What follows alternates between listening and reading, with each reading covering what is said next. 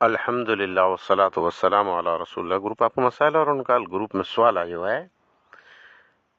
उम्मत इस्लामिया अक्सर जगह मथे जॾहिं खाधो खाइनि था या खाराइनि था त मिठो पहिरीं इस्तेमालु कयूं था, मिठाई हुई थी अथवा कोई पाण मिठी चीज़ पहिरीं इस्तेमालु कयूं था अने चवनि था त ई सुन्नत आहे।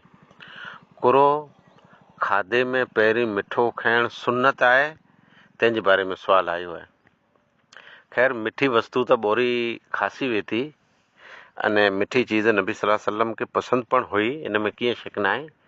पर अॼुकल्ह जेको मार्केट जो मिठाई हुई त नबी जे दौर में हुयूं न, अने पाण जेको ही ज़रदा, सेवयूं, सूजियूं, सीरा अने तरह तरह जा हलवा बनायूं था, ई पण न हुआ।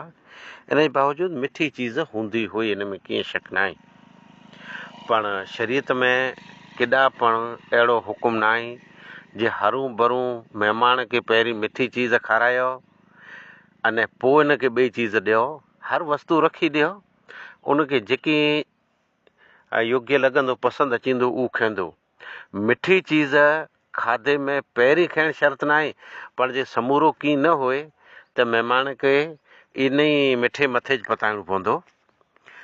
जेको आम रवाज है उम्मत में, जे महिमान खे पहिरीं हरू भरू मिठी चीज़ पेश कयो पोइ उहो खाए, न त उनखे चओ मिठी चीज़ जे घर न बनाए त आड़ता दुकान था से लॾूं का मिठाई ॿियो न हुए त गूंदी पण गिनी अचणी ऐं चवणो खे खा खा खा, महिमान खे मजबूर न कराइजे। ॿिए नंबर ते खाधे में ताम में पहिरीं मिठो खाइणु सुन्नत न आहे। मिठी वस्तु नबीअ खे पसंदि हुई, पर खाधे में कोई शर्त न आहे।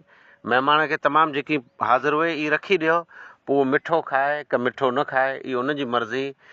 मेज़बान एतिरे जंहिं घुरायो ई महिमान खे मजबूर न करे सघे जे हरू भरू मिठो खाइनि त आउं तोखे पोइ ॿियो खाओ खणी ॾींदुसि, का साग मानी खणी ॾींदुसि, न का नथो खणी ॾियां। न, इहा सुन्नत आहे। हिते खाधे में पहिरीं मिठो खाइणु सुन्नत आहे। जिन वाखिर दवाना अल्हम्दुलिल्लाह रब्बिल आलमीन। अच्छा लगा हो तो वीडियो को लाइक करिएगा और चैनल को सब्सक्राइब करिएगा।